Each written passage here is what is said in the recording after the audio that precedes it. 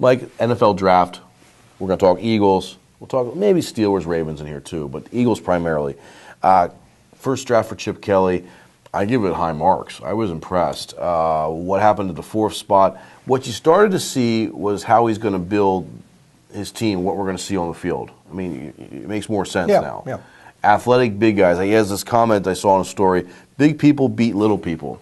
Now, the past, Andy Reid would have all these undersized people who are supposed to be fast. They're going to out-quick you. Well, it wasn't working. Yeah, that's true. I mean, he really went for an undersized, fast team. Speed kills. And obviously, big people beat little people if all other things are equal, and which rarely happens. But I understand what Chip Kelly is saying. And he wants big, still fast, but athletic people, and that's what he got in Lane Johnson, the 4th pick. And I think if Peters is healthy, you got 2 of the most athletic offensive tackles in the game with Peters, and that's going to be great for the run game.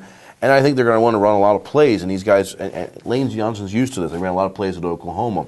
Then they come back and they get this tight end, Zach Ernst, from Stanford, who beat Kelly, 11 catches, the only loss he had this year.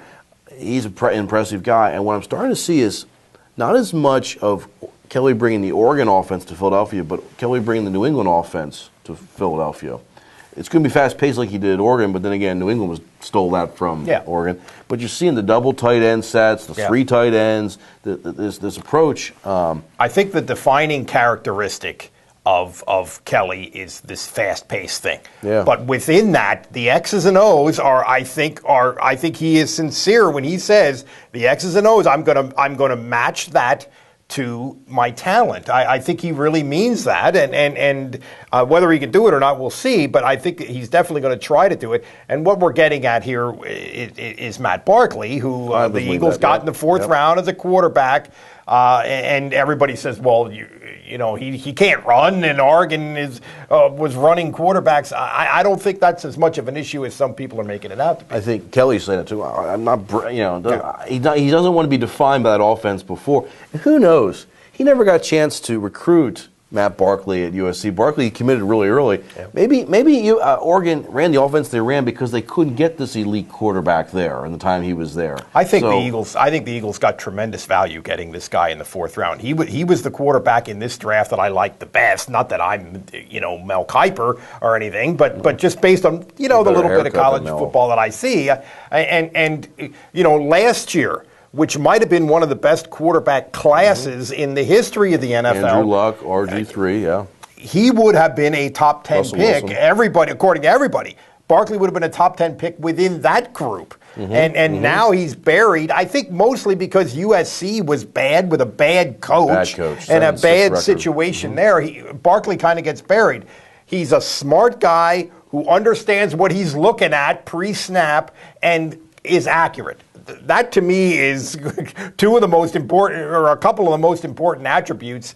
People are saying, I heard a couple people say this, Drew Brees is the upside. Oh, I'll take that. I'll take Sold. That. I mean, MVP, come on. MVP of the league. I'm not saying he's going to be Drew Brees, but they got this guy in the 4th round. I think it's a very positive development. Yeah, I don't understand how he was still there in the 4th round. Yeah, I agree. We did another segment about Penn State about what O'Brien looks for in a leader, and he's comparing it to Tom Brady. What Kelly is saying reminds me of a Tom Brady type leader with the accuracy, the way, making the certain passes, the smarts at the line of scrimmage, the guy that's a true leader. Matt Barkley has never been a non-starter. He started 4 years in high school, starts 4 years at a major power in USC. Granted that they fell back this year. They had a young offensive line. The coach is a nitwit. There were some problems this year. He still threw 37 touchdowns, and he did have 15 INTs. I think he forced some things. But he was also hurt. He had a shoulder injury. 39 touchdowns the year before. That's fantastic. Like 75 touchdowns in 2 years. The guy's good, and I think he could wind up. I get tired of hearing that if you weren't drafted by the 3rd round, that you can't be a starter in the NFL. Tom Brady was the 6th round. I know that there's a lot of examples of early round picks.